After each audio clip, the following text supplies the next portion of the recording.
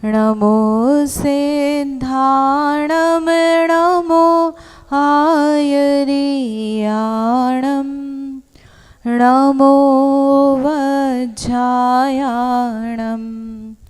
नमो लोये सवसाहुणं सिद्धे जिनेन्द्र चन्दे आयर्य वज्राय साहुगणे वन्द्य सम्मदंसण चरितलब्धिं परुवेमो। आचार्य श्री नेमिचंद्र सिद्धांत चक्रवर्ती द्वारा रचित बहुत ही सुंदर लब्धिसार जी ग्रंथ है और इसमें यहाँ पर हमारा अपकर्षण वाला जो विषय है वो चल रहा है। यद्यपि इसमें हम 2 बार क्लास हो चुकी है फिर भी हमारी बहुत ज़्यादा वृद्धि नहीं हो पाई तो आशा है आज तो पूरा हो ही जाएगा। और ये जो अपकर्षण और उत्कर्षण का जो विषय है बहुत ही इंटरेस्टिंग है और किस तरह से हमारे परिणामों के निमित्त से कर्मों में कैसी प्रक्रिया चलती है वह भी दिखता है ना। कई बार हमारे जीवन में हमारे स्वयं के परिणामों में उतार चढ़ाव होता है और दूसरे के भी परिणामों में उतार चढ़ाव होता है। तो हमें यह तो याद रहता है कि कब इसने हमारे साथ संश्लेषता की थी, इसने मुझे ऐसा वचन कहा, लेकिन यह नहीं याद रहता है कि बाद में उसने सॉरी भी बोल दिया था, उसको ग्लानि भी हुई और इसी तरह से मेरे भी परिणाम में मुझे ग्लानि हुई, मैंने उसके लिए पश्चाताप किया। तो ये सारे जो क्रियाएं चलती रहती हैं, जीव के परिणाम है उदय रूप से चल रहे हैं, लेकिन वास्तव में किसको हमको देखना है, अपना जो जीव का स्वरूप है, द्रव्य है ना, उस पर दृष्टि करनी है। जो निर्मल आत्मा है उसको उपयोग का लक्ष्य बनाना है और ध्यान का प्रयास करना है ना, सम्यक दर्शन प्राप्त करके। लक्ष्य तो यही है कि मेरा प्रतिदिन दिन भर में जितनी भी क्रियाएं की, चाहे सांसारिक हो चाहे धार्मिक हो, तो उसमें मैं अपनी आत्मा के कितने समीप पहुंचा ये देखने की ज़रूरत है। कितना मैंने पुरुषार्थ जो है सम्यक्त्व के लिए किया, जो मैंने कार्य किया उससे कितनी सिद्धि हो रही है, क्या मात्र शयोक्षम की वृद्धि हो रही है, क्या मात्र व्यावहारिकता की वृद्धि हो रही है। वह वृद्धि भी हो लेकिन उसमें मेरी स्वयं की क्या वृद्धि हुई, स्वयं की वृद्धि समझ में आ रहा है ना, आत्मा की क्या वृद्धि हुई वह मुख्य है। ठीक है, तो इस प्रकार से हमारा जो अपकर्षण वाला विषय है उसको हम कंटिन्यू करते हैं। तो अपकर्षण किसे कहते हैं, जिसके द्वारा कर्म की स्थिति अनुभाग इत्यादि को कम किया जाता है, उसे अपकर्षण कहते हैं।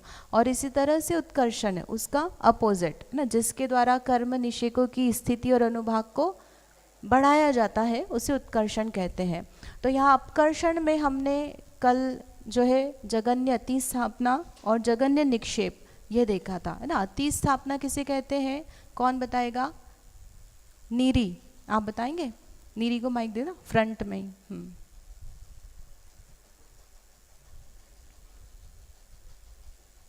अति स्थापना जब से अपकर्षण या उत्कर्षण होता है तो एक गैप दिया जाता है कि इतनी स्थिति का गैप तो होगा ही एटलीस्ट। हाँ, इतनी स्थिति तो कम की जाएगी ही, उसके बाद ही निक्षेपण होगा कर्म द्रव्यों का। कितना होता है वह सामान्य से? 2/3 आवली, मतलब एक आवली है नॉर्मल केस में एक आवली देना है। हाँ। फिर एक्सेप्शनल में हमने जो फॉर्मूला बताया था कि आवली में से एक समय कम करके 3 भाग देकर 2 गुणा करो, मीन्स 2/3। वो एक्सेप्शनल है जब पूरी एक आवली नहीं बन पा रही है, एक अति स्थापना एक आवली नहीं बन पा रही, तब कहा है उसके लिए। ठीक है, निक्षेपण किसे कहते हैं, निक्षेप किसे कहते हैं, कौन बताएगा? माइक ले लीजिए, कौन बता रहे? आशीष भैया।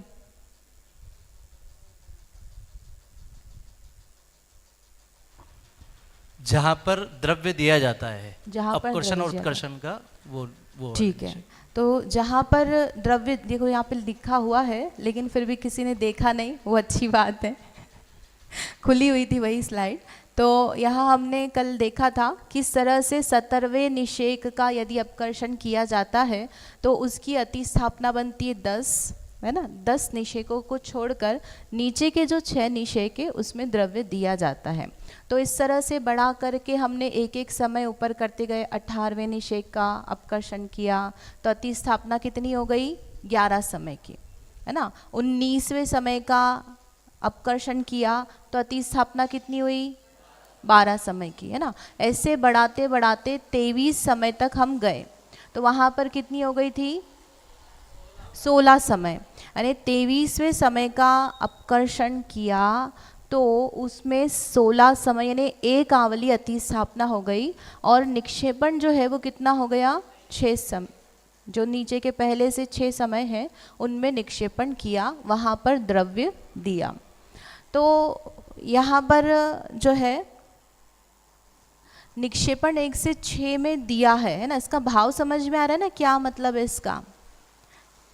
1 से 6 तक जो निषेक है उसमें 23वें निषेक में से कुछ द्रव्य लिया और सब में थोड़ा थोड़ा थोड़ा थोड़ा दिया। तो इसका मतलब क्या हुआ कि यहाँ पर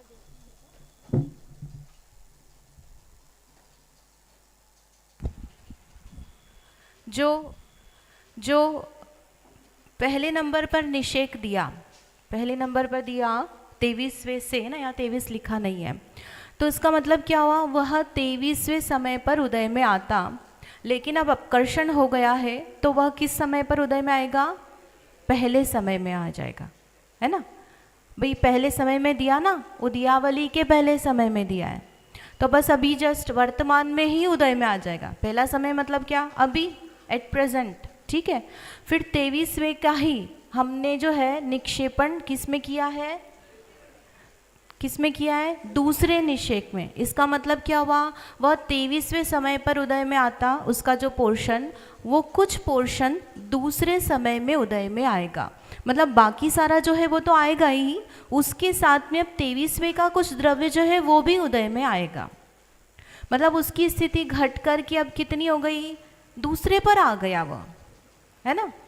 क्या था? वो सारे के सारे, मान लो 100 परमाणु है, वो सब जो है किस में आ रहे थे उदय? 23वें समय में उदय में आ रहे थे। अब उसमें से थोड़े थोड़े थोड़े हमने 6 में निक्षेपण किए हैं तो सबकी अलग अलग स्थिति घटी है। यद्यपि हम क्या बोल रहे हैं? एक आवली अतिस्थापना छोड़नी है, लेकिन जैसे 23वें से 6ठे पर हमने दिया तो वहाँ तो 16 समय की स्थिति घटी, लेकिन जब हमने 5वें समय पर दिया तो वहाँ पर कितनी स्थिति घटी? उसकी ज़्यादा घटी ना, 17 समय घट गई। मतलब एक आवली से ज़्यादा घटी है। ऐसे ही चौथे पर दिया तो कितनी हो गई? 18 समय घट गई, है ना। तीसरे पर दिया तो 19 समय, दूसरे पर दी 20 समय और यहाँ पर दिया तो 21 समय। मतलब उसकी सबकी स्थिति अलग अलग अलग घट रही है। तो जनरल में तो हमने बोला कि एक आवली सबकी स्थिति घटी है, सामान्य से वहाँ पर कुछ भी द्रव्य नहीं दिया है, इसलिए वहाँ पर हमने कहा अतिस्थापना। एक भी परमाणु वहाँ पर नहीं दिया, इसलिए उसको अतिस्थापना। और उसके बाद हमने सब में द्रव्य दिया है और जिसमें जहाँ जहाँ दिया उसके अकॉर्डिंग उसकी वैसी वैसी स्थिति घटी है। समझ में आया? हाँ, चले आगे, ठीक है।